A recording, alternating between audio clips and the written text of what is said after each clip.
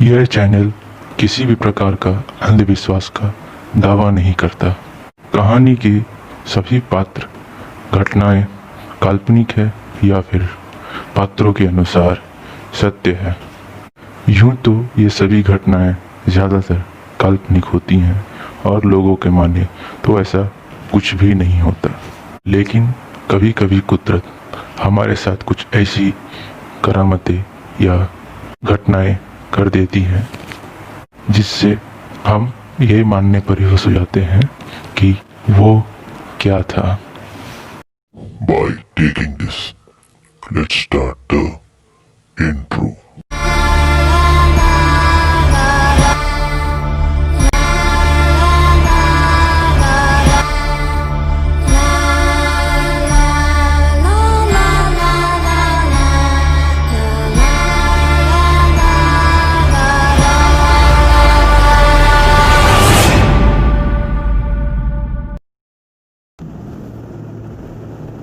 दोस्तों, आज ना कोई गाना है ना ही संगीत है। आज एक सत्य घटना पर आधारित कहानी है जो कि मेरे ही एक दोस्त अमन विश्वकर्मा के साथ घटी थी।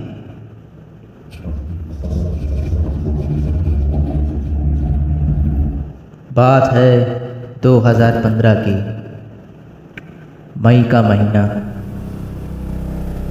और शाम का समय।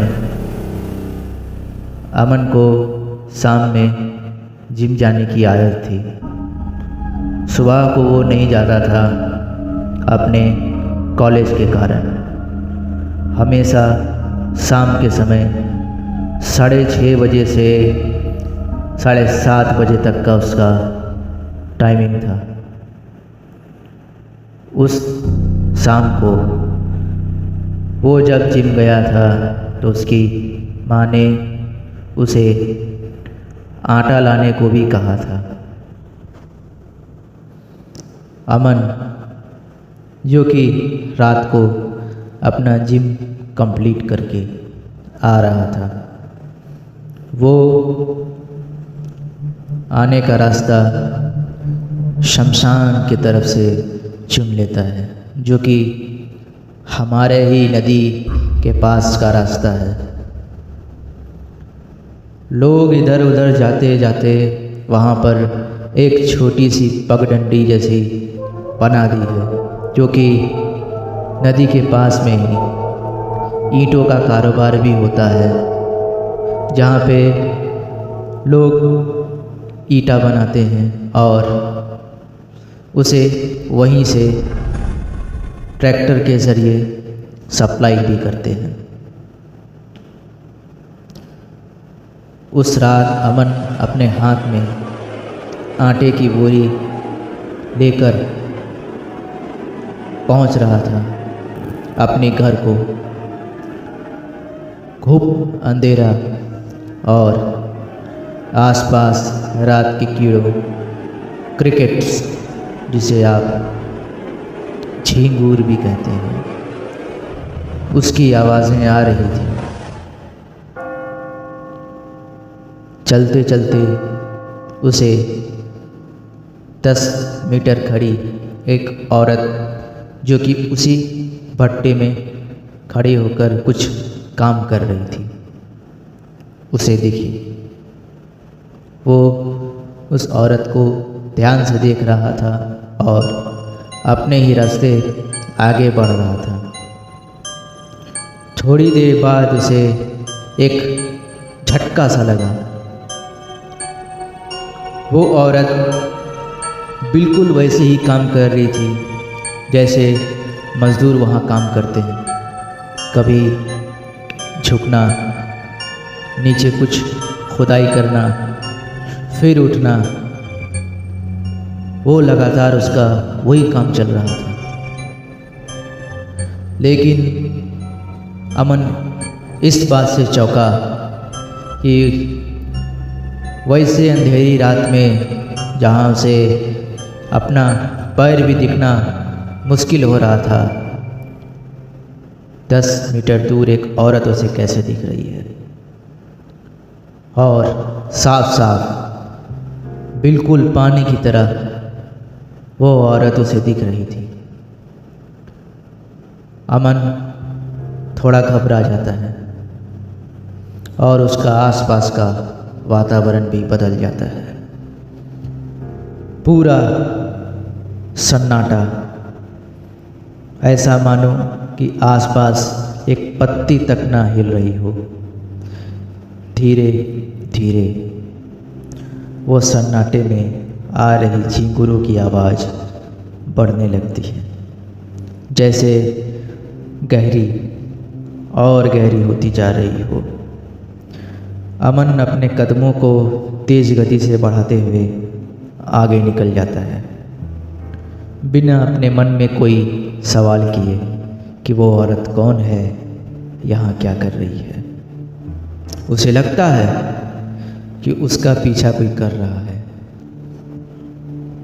उसकी कदमें भारी होती जा रही है, उसके कंधे में बोझ बढ़ता जा रहा है,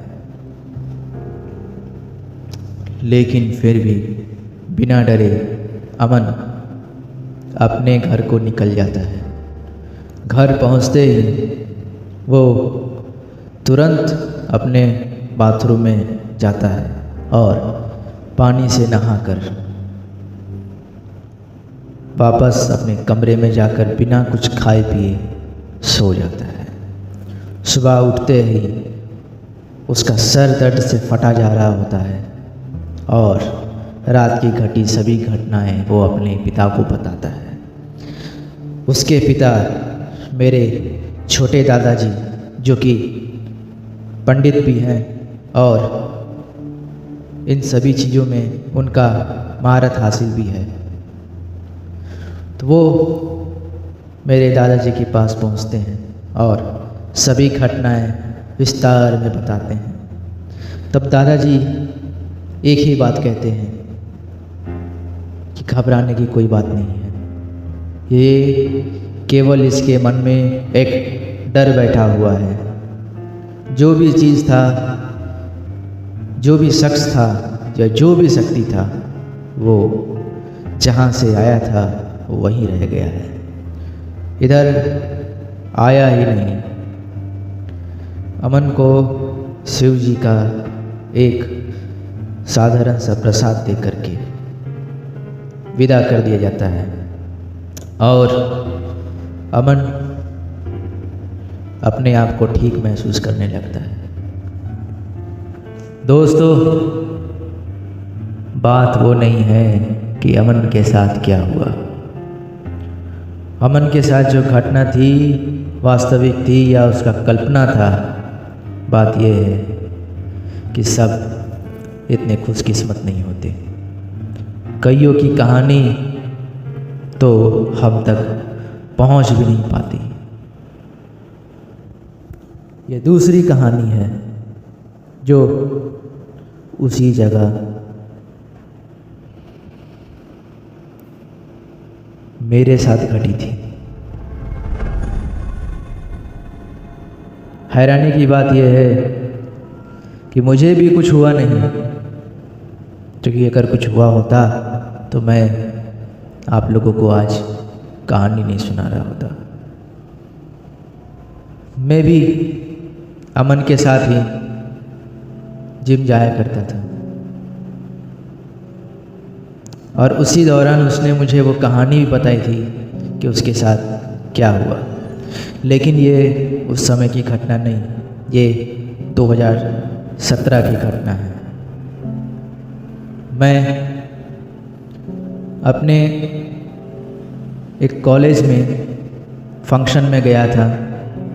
आते समय रात के लगभग 7:30 बज चुके थे। आते आते 8:30 हो गया। मैंने अपने घर में सारी बातें बता दी कि आने में मुझे देर हो जाएगा, लेकिन मैंने भी एक गलती की। कि वो रास्ता शॉर्टकट है।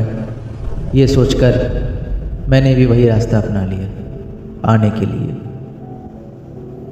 लेकिन मेरे साथ दूसरा घटना घटा। वो औरत का कोई नामो निशान नहीं था वहाँ पर।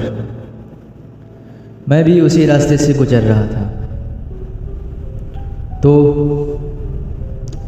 वहाँ जो शमशान है वहाँ पे मुर्दे को जलाने के लिए बहुत सारी सुविधाएं दी हुई हैं, जिनमें से एक सुविधा था वहाँ एक छोटा सा घर, जो कि इसलिए बनाया गया था ताकि अगर बारिश हो तो उस जगह मुर्दे को रखा जा सके। और उसी जगह कुछ लड़के बैठ करके ताश खेल रहे थे और शराब वगैरह भी पी रहे थे। ये तो शायद उनकी मूर्खता ही थी, बेवकूफ़ी ही था, जो कि वैसे जगह का अपमान कर रहे थे जहाँ पे शव को रखा जाता है। मैं उसी जगह से गुजर रहा था। मैंने देखा कि एक लड़का वहाँ से भागे भागे मेरे पास आता है, बोलता है भैया बचा लो भैया, देखो वहाँ पर क्या हो रहा है। मैं दौड़ कर गया, देखा कि उनमें से एक लड़का अपने पूरे शरीर को ऐसा अकड़ लिया है जैसे मानो कि उसका पूरा शरीर में पैरालिसिस मार दिया हो। हाथ पैर आड़े तिरछे हो चुके थे। बड़ा ही भयानक दृश्य था। फिर उन सब को उठा करके हम लोगों ने फिर से अपने दादाजी के पास उसे ले गए। फिर दादाजी ने कहा कि अब ये रात भर इसे यहीं रखो, सुबह देखा जाएगा। ब्रह्म मुहूर्त के समय में उठ करके जब इलाज किया गया तब पता चला कि उसने वहाँ पर जुआ और शराब की गलती तो की ही थी, साथ साथ में वहाँ पर उस जगह में रह रहे कुछ अदृश्य शक्तियों को भक्ति भक्ति गालियाँ दे करके उनका अपमान भी किया, जिस कारण उन्हें आने का निमंत्रण भी मिल गया। तभी उसके शरीर में रह रहे उस शक्ति ने सभी घटनाएं बताई कि किस तरह से उस लड़के ने उन्हें गालियां दी और अभद्र टिप्पणियां की उन शक्तियों पे। तब उस एक शक्ति ने उस पर अपना घर बनाया। वो शक्ति उसी समय सभी बात सभी चीज़ें कहकर वहाँ से चली गई। इसीलिए दोस्तों कहते हैं कि कभी भी किसी का मजाक नहीं उड़ाना चाहिए। आप जानो या ना जानो, मानो या ना मानो, ये शक्तियाँ होती हैं नहीं होती हैं वो तो बात की बात है। उम्मीद है आप ऐसी कोई गलती नहीं करेंगे जैसे उन लड़कों ने किया था। हालांकि वो नज़ारा अभी तक मैं भुला नहीं सका, कैसे उसका शरीर था। लेकिन सुबह के समय मैंने कुछ वो तो देखा नहीं कि उसने क्या क्या बताया था, लेकिन उसके चिल्लाने और गालियाँ देने की आवाज़ें हमारे तक पहुंचती थी। उम्मीद है दोस्तों आपको ये कहानी अच्छी लगेगी। अच्छी लगती है तो जो हॉरर जॉनर के फ़ैन है उन तक मेरी कहानियाँ पहुँचाइए। अब ये कहानी सच्ची है या काल्पनिक है ये तो मैं ही जानता हूँ। अगर आपको ये काल्पनिक लगती है तो इसका कहानी की तरह मज़ा उठाइए, लाइक कीजिए, शेयर कीजिए और मुझे फॉलो कर लीजिए। उम्मीद है आपको मेरी ये छोटी सी कहानी पसंद आई होगी। अगर पसंद आई हो तो मुझे अप्रिशिएट करें और please like, subscribe, comment and share करें। ऐसे ही कुछ वीडियोस आपके लिए लाता रहूँगा। धन्यवाद।